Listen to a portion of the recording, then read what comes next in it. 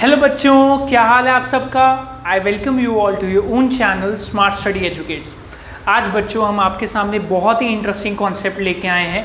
Human body का एक बहुत ही इम्पॉर्टेंट ऑर्गन और बहुत underestimated organ, human ear. जी हाँ, we people, we humans have got a pair of ears, a pair of ears. Yes, हमारे पास दो कान होते हैं एंड अक्सर लोगों को लगता है कि जितना हमें कान का हिस्सा दिख रहा है हमारे फेस या हेड के बाहर, उतना ही ह्यूमन एयर होता है।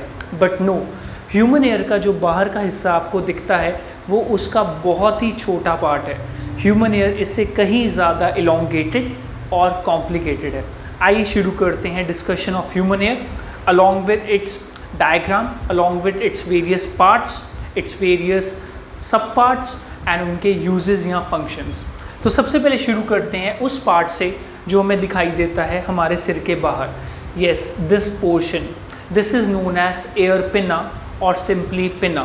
तो यहीं से शुरू करते हैं बात। दिस इज द एयर पिना, दिस इज द एयर पिना, राइट। नाउ एयर पिना is made up of mainly cartilage, and we all know cartilage is a connective tissue. This is ear pinna, PINNA. It is made up of cartilage, which is a connective tissue.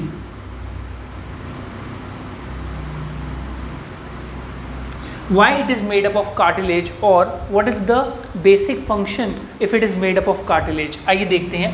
हमारा जो air pinna होता है उसमें कई तरह के curves होते हैं या शेप्स बनी होती हैं, एंड ये जो शेप्स होती हैं ये बेसिकली हमें बहुत हेल्प करती हैं। जी हाँ, जो भी साउंड वेव हमें किसी भी डायरेक्शन से मिलती है, लाइक दिस और लाइक दिस, कोई भी साउंड वेव हमें किसी भी डायरेक्शन से मिले, ये अलग अलग तरह की शेप्स जो एयर पिन्ना में होती हैं ये हमें अलाउ करती हैं, एक तो इन सभी साउंड वेव्स को चैनलाइज करने के लिए ताकि वो अंदर जा सकें, एंड हमें ये भी बताती हैं कि साउंड किस डायरेक्शन से आ रही है। So I will write it later on, sound किस डायरेक्शन से आ रही है, एंड इवन साउंड की फ्रीक्वेंसी के बारे में भी हमें अंदाज़ा देती हैं। और कार्टिलेज से बने होने की वजह से इनकी एक रिजिड शेप रहती है, they are flexible still rigid. तभी आप जब एयर पिन्ना को इस तरह से फोर्स लगा के बेंड करते हैं और छोड़ देते हैं फोर्स, तो वो वापस अपनी शेप में रीस्टोर हो जाता है। So this is the outer ear का पहला पार्ट, एयर पिन्ना। नाउ जो भी sound waves, what are sounds? Basically compressions and rarefactions, air pressure differences. जो भी साउंड वेव्स एयर पिन्ना में एंटर करती हैं, they are entering a long tunnel which is known as the auditory canal, the auditory canal, and ये sound waves इस auditory canal से आगे जाती हैं, and then they reach a membrane which is nearly 10 millimeters wide. This is a membrane which is a 10 millimeter wide membrane, and this is known as eardrum, or in technical terms tympanic membrane or tympanum. So first of all, outer ear ka region starts from ear pinna. It includes ear pinna, auditory canal, and it ends with the boundary wall of the tympanum or the eardrum. So basically outer ear consists of pinna, first part, second part a long tunnel known as auditory canal, and the boundary is there with tympanum membrane. Tympanum, tympanic or tympanum membrane, simply known as eardrum, and it is a 10 millimeter wide membrane, 10 millimeters in width. Okay, now जब sound waves हमारे auditory canal से tympanum तक पहुंचती हैं तो basically होता क्या है? Sound waves are compressions and rarefactions. Compressions और रेयरफैक्शंस की वजह से टिम्पैनिक मेम्ब्रेन विल वाइब्रेट, ठीक है। And also very important thing to tell, इस टिम्पैनिक मेम्ब्रेन का, let me write over here, tympanic membrane का जो फेस एरिया होता है face area of eardrum or tympanic membrane is equal to nearly 55 millimeter square। जी हाँ, ये इसका face area होता है, मतलब ये जो रीजन है इसका एरिया नियरली 55 मिलीमीटर स्क्वायर होता है। एंड हेयर हमारे पास हमारे ह्यूमन बॉडी की सबसे स्मॉलेस्ट 3 बोन्स का सेट होता है, which are the first bone which is situated with the ear drum, जो एयर ड्रम को टच कर रही होती है, it is known as malleus. It touches the eardrum. The second bone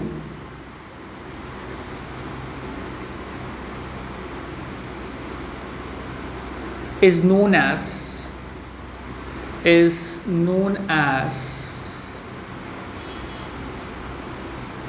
incus.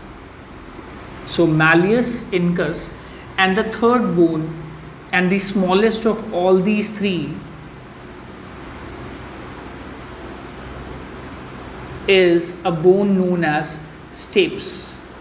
So the first bone is, let me write like this, from eardrum to inwards we have middle ear, and it goes up to stapes. Up to here, this is the portion of middle ear. Let me write like this, middle ear, right? And middle ear में boundary शुरू होती है air drum से, right? तो आप air drum को इसमें लिख सकते हैं, ear drum is the first part of middle ear. Some people से और सम ऑथर्स दे आर्ग्यू कि नहीं ये बाउंड्री है, कई लोग इसको आउटर ईयर का हिस्सा भी मानते हैं। So it's up to us to understand कि it is the boundary of outer and middle ear, right? Air drum is the first part, let me write eardrum first part, then second bone or the first bone of the 3, the second part is malleus, the third bone, this one is the third bone, this is incus, and the fourth and the smallest of all these 3 is stapes. So all these are the parts of the middle ear, right? Now ये जो stapes है, it is touching the inner ear part, yes, and inner ear का बहुत important part होता है एक, which is known as cochlea. So this stapes, it touches the cochlea, and I'll tell you one very important thing about this all system, why it is there in place. And this cochlea looks like highly snail-like this.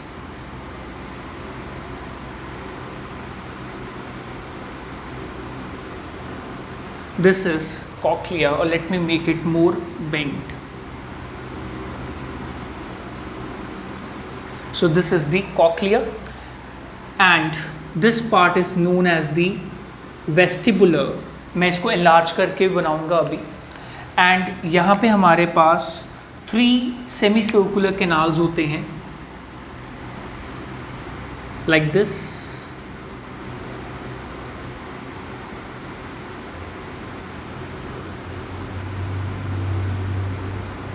Like this, and one is, let's say, lateral, so it will go like this, and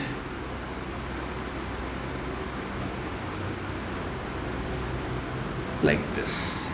So these are the semicircular canals.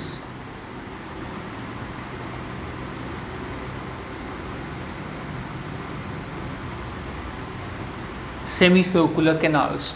So this is the whole region of the inner ear. Inner, let me write it in black only. From here, inner ear, up to this part, we have inner ear, and इसमें this portion is known as the cochlea, a highly sensitive part of inner ear.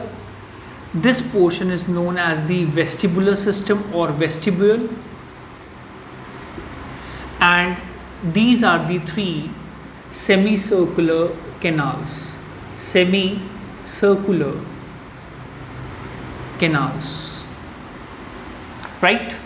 And obviously यहाँ से हमारे brain के लिए auditory nerve जा रही है जो इलेक्ट्रिकल इम्पल्सेस कैरी करेगी. So this is the auditory nerve.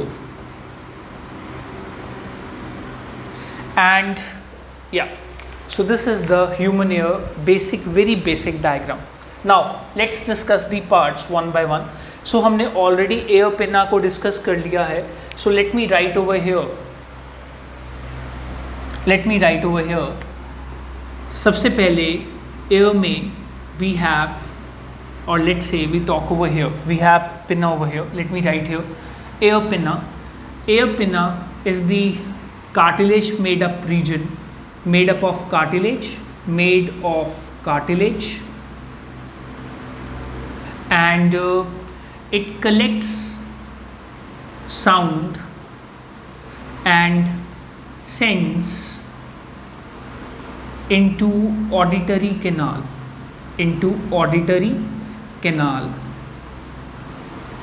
Next is auditory canal. इसका main function है, it is basically a passage through which sound leads to middle ear. तो साउंड यहाँ से मिडल एयर को लीड करती है, air drum तक जाती है. Now ear drum, very important to understand. Ear drum, malleus incus and stapes, ये क्या करते हैं सभी, इनका क्या फंक्शन है आइए समझते हैं. Very important function. मैंने आपको ऑलरेडी एयर ड्रम का फेस एरिया बताया है, nearly 55 millimetre square. Let's talk about steps. Yes, अगर आप एयर ड्रम के साथ में स्टेप्स को रख के देखें तो स्टेप्स का फ्रंट रीजन, ये वाला हिस्सा जो कॉक्लिया के साथ टच हो रहा होता है, इसका फेस एरिया होता है बहुत कम. It is nearly 3.2 millimetre square. So face area of stapes is 3.2. and what is going to happen, जब इन वाइब्रेशंस की वजह से एयर ड्रम विल वाइब्रेट, तो air drum, malleus incus and stapes, ये सभी मिलके एक तो अपने लेवरेज पैटर्न, लेवरेज मैकेनिज्म के साथ, और दूसरा इन दोनों फेस एरियाज में डिफरेंस है. यहाँ पे साउंड पहुँच रही है ब्रॉडर एरिया में, राइट, तो प्रेशर कम लग रहा है. यहाँ पे साउंड, वही वाइब्रेशंस स्मॉलर एरिया में जा रहे हैं कॉक्लिया तक, और कॉक्लिया यहाँ पे फोर्स लगाएगा. जैसे जैसे ये एयर ड्रम वाइब्रेट करेगा, स्टेप्स यहाँ पे फोर्स लगाएगा, and stapes works as a reverse piston. So basically क्या हो रहा है कि जैसे जैसे एयर ड्रम पे साउंड आ रही है और एयर ड्रम ऐसे वाइब्रेट कर रहा है इन एंड आउट, तो साथ ही साथ ये जो स्टेप्स होता है इस तक भी वाइब्रेशंस पहुंच रही हैं, और वो वाइब्रेशंस 22 टाइम्स ज़्यादा एम्पलीफाई हो चुकी होती हैं. क्यों? क्योंकि एक तो दोनों के एरियाज़ में फ़र्क है, और दूसरा ये जो शेप बन रही है एक लेवर टाइप की, ये एक लेवरेजिंग मैकेनिज्म है. इन दोनों फैक्टर्स की वजह से जो न्यूमैटिक एम्प्लीकेशन होती है, मतलब एयर प्रेशर की वजह से जो एम्प्लीफिकेशन होती है साउंड की, वो 22 टाइम्स हो जाती है. So I really specially want to mention this. It is a very important piece of information that air drum, malleus incus and stapes इकट्ठे मिलके ये न्यूमैटिक एम्प्लीफिकेशन करते हैं. न्यूमैटिक एम्प्लीफिकेशन, न्यूमैटिक का मतलब होता है related to the variation in sound pressures. And pneumatic amplification कैसे होती है, दैट फेस एरियाज में फ़र्क है, फेस एरियाज रेशो लगा लीजिए, and leveraging mechanism of all these. Leveraging mechanism amplifies vibrations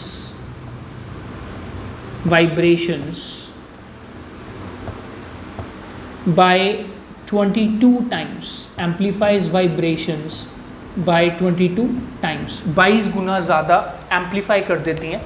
and inside this cochlea, and also I want to mention that ये जो मिडल एयर होता है ना, it is an air filled cavity. Yes, middle ear is an air, AIR, air filled cavity. और इसका connection होता है throat के साथ via tube known as Eustachian tube. This is the Eustachian tube. And basically Eustachian tube का काम होता है हमारे मिडल एयर में एयर फिल्ड कैविटी बनाए रखना, एक एयर प्रेशर मेंटेन करना. That is why ENT doctors, ear nose and throat doctors या स्पेशलिस्ट, ये specialist ear nose and throat इन सब के कॉमन होते हैं, because ear nose and throat आपस में कनेक्टेड होते हैं due to these air pressures और एयर कॉन्टैक्ट, राइट. एंड इसी वजह से अगर ये एयर प्रेशर थोड़ा चेंज हो जाए, ये एनवायरनमेंट में एयर प्रेशर ड्रॉप कर जाए, जैसा आप हिली रीजन में जाके देखते हैं, तो आपको ऐसा लगेगा कि शां शां की आवाज़ें आ रही हैं या कान बंद हो गए हैं, तो थोड़ी देर अडेप्ट होने में लगते हैं, राइट.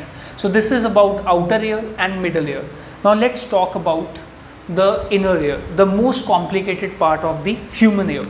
देखिए, inner ear is basically made up of 3 parts. I have mentioned here, let me write the numbering: cochlea, vestibular system, and vestibular system में semicircular canals, पर let me number it 3rd, right? So ये तीनों चीज़ें मिलके inner ear बनाती हैं. Now let us discuss them one by one. सबसे पहले cochlea की बात करते हैं. Let me write over here, right?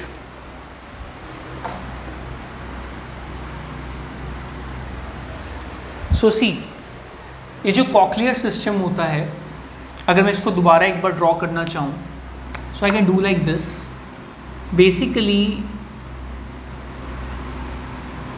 या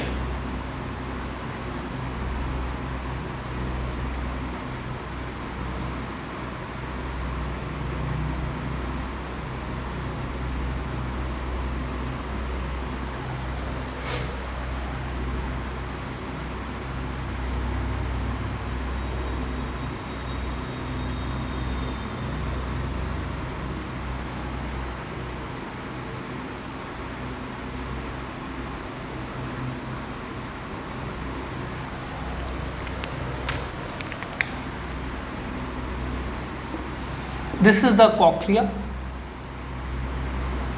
कॉक्लिया के साथ में होता है vestibular system. This is the vestibular, and vestibular के साथ में इन कॉन्टैक्ट होते हैं the semicircular canals.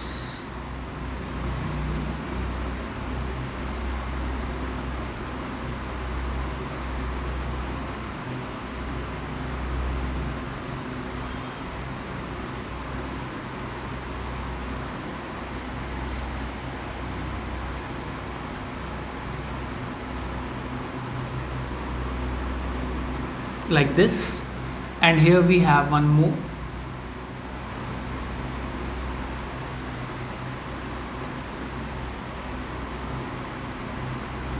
Yeah, so basically cochlea, vestibular and the semicircular canals ये इकट्ठे मिलके बनाते हैं the inner ear.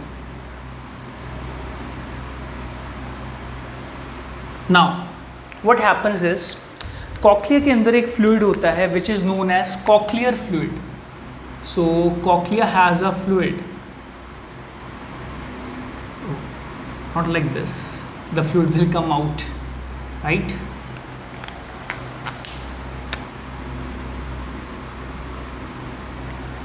Yeah,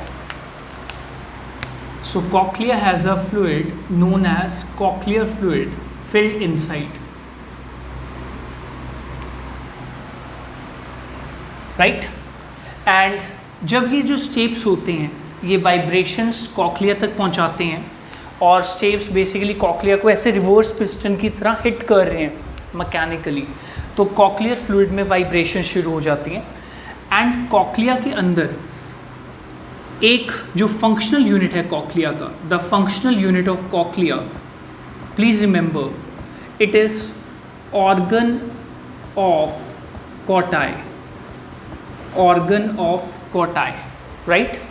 and ये जो कॉक्लिया होती है, इसकी जो वेसल है ये हाईली कॉन्वुलेटेड होती है, बट अगर आप इसको स्ट्रेट करके देखें तो कॉक्लिया में 3 सेगमेंट्स होते हैं। यस, कॉक्लियर जो पाइप होती है, डक्ट होती है, उसमें 3 सेगमेंट्स होते हैं और उसमें नियरली 20,000 से 30,000 फाइबर्स होते हैं। यस, और इन फाइबर्स में जो सेल्स होते हैं, बेसिकली जो साउंड की वाइब्रेशंस हैं, ये सेल्स उनकी वजह से वाइब्रेट करते हैं। यस, सो फाइबर्स रेजोनेट, उनकी वजह से जो ये ऑर्गन ऑफ कॉटाई है, बेसिकली इसमें सेल्स होते हैं। There are total of 4 layers. जो मेन इनिशियल सेल्स होते हैं, जब वो वाइब्रेट करते हैं, रेजोनेट करते हैं एक फ्रीक्वेंसी पे, उसकी वजह से जो हेयर सेल्स हैं, यस, उनके साथ में हेयर सेल्स होते हैं, वो वाइब्रेशंस करते हैं एंड वो बेसिकली उन वाइब्रेशंस को कन्वर्ट कर देते हैं इलेक्ट्रिकल इम्पल्सेस में, जो ऑडिटरी नर्व से ब्रेन तक जाती है। So fibres resonate, then hair cells vibrate and उसके बाद सिग्नल ऑडिटरी नर्व तक जाता है। एंड ये सब कुछ जिस फंक्शनल यूनिट में होता है कॉक्लिया के अंदर, कॉक्लिया के फंक्शनल यूनिट का नाम है organ of Corti. Right, organ of Corti, it is a functional unit of cochlea, जहाँ पे बेसिकली ये सारा काम होता है। एंड यस, ज़्यादा पिच आ रही है या पिच चेंज हो रही है तो आपके अलग सेल्स वाइब्रेट करेंगे, या फिर अगर आप high amplitude, high loud sound सुन रहे हैं तो ज़्यादा हेयर सेल्स वाइब्रेट करेंगे। इस तरह से हमें पता लगता है कि ये साउंड ऊंची है कि डिफरेंट है, पिच डिफरेंट है। Now what is the function of vestibular system? This vestibular system, इसके अंदर भी फ्लूइड एंड फंक्शनल यूनिट्स होते हैं, but obviously we are not going to discuss that, that is not part of our syllabus. But vestibular system का main role होता है posture and balance, and इसमें भी जो वेस्टिब्यूल होता है उसका मेन काम होता है स्टैटिक बैलेंस प्रोवाइड करना, स्टैटिक बैलेंस प्रोवाइड करना, right. And semi circular canals का मेन काम होता है काइनेटिक बैलेंस प्रोवाइड करना। दैट मीन्स जब हम मोशन करते हैं या हम रनिंग कर रहे हैं, वॉकिंग कर रहे हैं, तब हमारी बॉडी जो मेंटेन रहे, वो इसका मेन रोल है। So this are the main functions of the human ear and its 3 different parts, the outer, middle and the inner ear. Please have a look.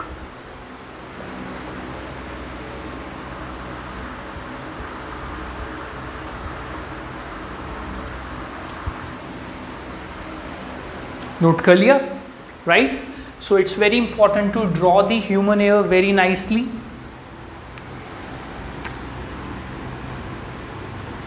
And to know the various functions, various important parts of each and every component of its, right?